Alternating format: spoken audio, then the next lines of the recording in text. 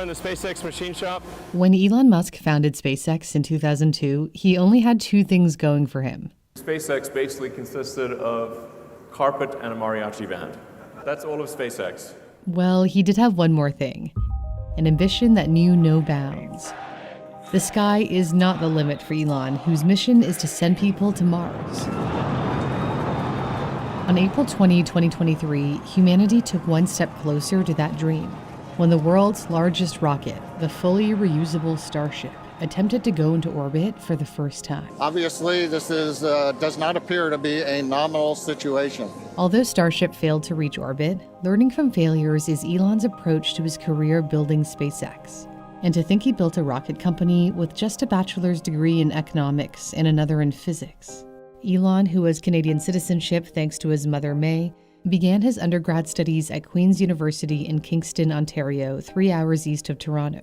He chose Queen's over Canada's University of Waterloo, which is renowned for its engineering program, because, as he told Queen's magazine, there didn't seem to be any girls at Waterloo. I didn't want to spend my undergraduate time with a bunch of dudes. After 2 years at Queen's, he transferred to the University of Pennsylvania as he thought attending an Ivy League school might help him land a job in America, the land of opportunity when it comes to tech. Still, degrees in economics and physics weren't enough to make him a rocket scientist. So Elon taught himself by devouring these books, a habit he built as a boy, reading the entire encyclopedia when he was only 8 or 9 years old. He also absorbed knowledge from the industry's best. He cold-called aerospace consultant Jim Cantrell, who answered while driving in his convertible with the roof down. He thought he heard Elon introduce himself as an internet billionaire, as he recalled in an interview with Esquire. Elon wasn't quite a billionaire then, but he did score $180 million when his financial services company X.com merged with PayPal, which was bought by eBay. He then sunk everything into 3 projects, $100 million into SpaceX, $70 million into Tesla, and $10 million into solar energy company SolarCity, which later merged with Tesla. In 2001, he planned on buying a refurbished intercontinental ballistic missile from the Russians to use as a launch vehicle. He figured his space ambitions could start with sending some mice to Mars. The Russians wanted $8 million per ICBM, twice what Elon was prepared to pay. When he countered with $8 million for 2, Jim Cantrell recalled in Ashley Vance's biography on Elon that the Russians reportedly said something like, "Young boy, no." Elon apparently stormed out of the meeting. On the flight home, he broke down the cost of building and launching a rocket on a spreadsheet. He realized a modest-sized rocket that could carry smaller satellites and research payloads into space could be much less than $8 million. So SpaceX was born with a goal of building its own rockets. It is an understatement to say starting a rocket company is hard. But Elon found an ally in the godfather of rocket science, Tom Mueller. Tom worked for the large aerospace company TRW at the time, which Northrop Grumman later acquired. He spent weekends building and firing rockets in the Mojave Desert in California as part of an amateur rocket club. The amateur rocket scene was tight, and Tom got introduced to Elon. Tom designed the Merlin engine that powers SpaceX's rockets. Basically, this engine will burn a hole right through concrete. Merlin revolutionized spaceflight as it's designed to be reused. Elon understood that the only way to open up space to everyone was to drastically cut costs by building reusable rockets. The Falcon 9 is partially reusable as the booster lands back on Earth. Before the Falcon 9, there was the Falcon 1. The Falcon 1 attempted to launch for the first time on March 24, 2006. It lasted only 41 seconds in the air before crashing due to a fuel leak. The second attempt the following year went slightly better, but the rocket failed to reach orbit due to a chain of issues caused by an unexpected bump when the first and second stages separated. Third time wasn't a charm either, as a timing error caused the 2 stages to collide. Elon had run through all the money he had set aside for SpaceX. When you had that third failure in a row, did you think, I need to pack this in? Never. Why not? I don't ever give up. I mean, I'd have to be dead or completely incapacitated. He told his employees to keep going. The then head of talent acquisition at SpaceX, Dolly Singh, recalled on the question and answer site Quora, Elon said, quote, "We need to pick ourselves up and dust ourselves off because we have a lot of work to do." Then he said, with as much fortitude and ferocity as he could muster, "For my part, I will never give up, and I mean never. and that if we stick with him, we will win. I think most of us would have followed him into the gates of hell, carrying suntan oil after that. It was the most impressive display of leadership that I have ever witnessed. While Elon tried to save SpaceX, Tesla was hanging by a thread. He joined Tesla in its infancy after sinking millions from its PayPal earnings and stepped into the role as the company's board chair. After numerous management shakeups, he was left in charge as CEO in late 2008, at a time when Tesla was in serious trouble. The production of the first vehicle, the sporty Roadster, went way over budget. By October 2008, Tesla had just $9 million left to fund the company. It was hard to convince investors to fork over millions more during the worst financial crisis since the Great Depression.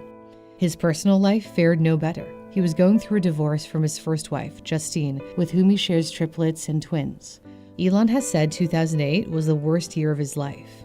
With SpaceX unable to get its rocket into orbit and Tesla nearly running out of cash, it looked like one or both of his companies would die, as he painfully recalled to Ashley Vance. I could either pick SpaceX or Tesla, or split the money I had left between them. If I split the money, maybe both of them would die. If I gave the money to just one company, the probability of it surviving was greater, but then it would mean certain death for the other company. I debated that over and over. It felt like having to choose between two children. Perhaps his difficult childhood shaped his never-give-up mentality.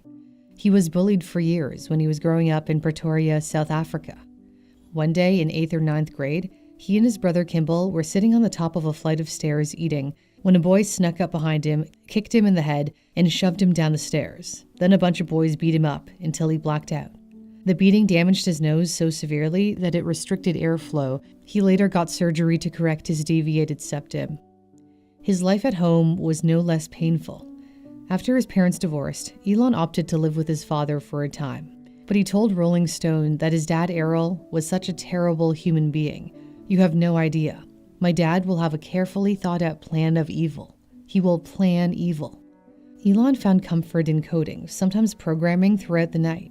At age 12, he coded a space-themed video game called Blastar. A South African magazine published the source code and gave him $500. The game was no marvel of computer programming, but it did hint at his underlying brilliance.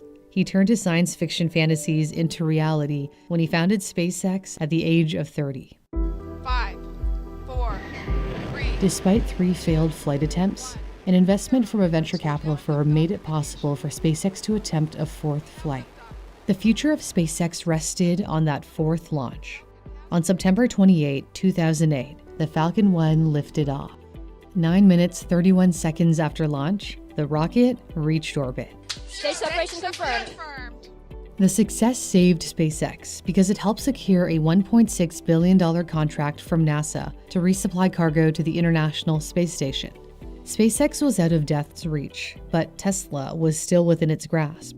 As Tesla was running out of money, Elon devised a plan to keep his company afloat. He cut 25% of the workforce and leaned on friends to cover the weekly payroll. He managed to scrape together $20 million, including money he made investing in his cousin's data center startup, which Dell bought the year before.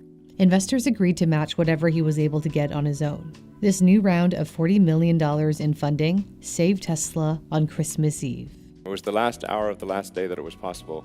Tesla would endure many more years of pain after going public in 2010 at $17 a share. Although the Model S wowed the world, people hesitated to buy the luxury vehicle after it came out in 2012. Elon turned his employees into salespeople whose job was to convince anyone who put down a $5,000 deposit to go through with their purchase. When orders weren't coming in fast enough, Tesla said it was temporarily shutting down its factory for maintenance and kept the real reasons secret to avoid spooking investors and sending the stock plummeting. Elon's maneuvering worked. In 2013, Tesla stunned Wall Street by posting its first ever profit. Elon's goal has always been to build a more affordable electric car, but Tesla simply couldn't keep up with demand for the Model 3. Frankly, we're going to be in production hell. And as the saying goes, if you're going through hell, keep going.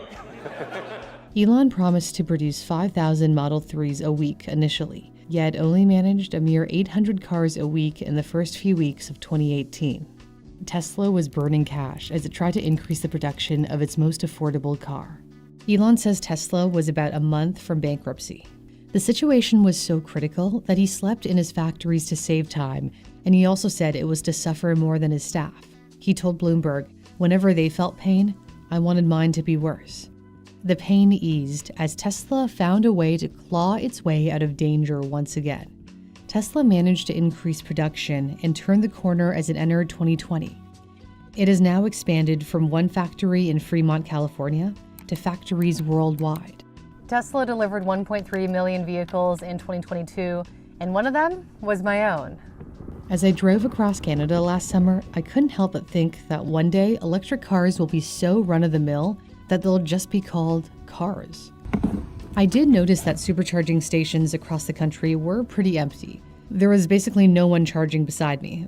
Yet charging stations will soon be getting busier. Many countries, including Canada, have mandated that all new cars and light-duty trucks sold be zero-emission vehicles by 2035. Not to mention other auto companies will now be relying on Tesla's charging network, like Ford. Elon has stressed that Tesla must make its cars fully autonomous, in which there is no human intervention at all. Like, that's really the difference between Tesla being worth a lot of money and being worth basically zero. As Tesla engineers work to improve its full self-driving technology, it wants to place that technology in a robot.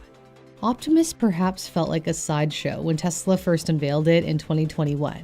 However, those who are insightful or listen carefully will understand that Optimus ultimately will be worth more than the car business, worth more than FSD.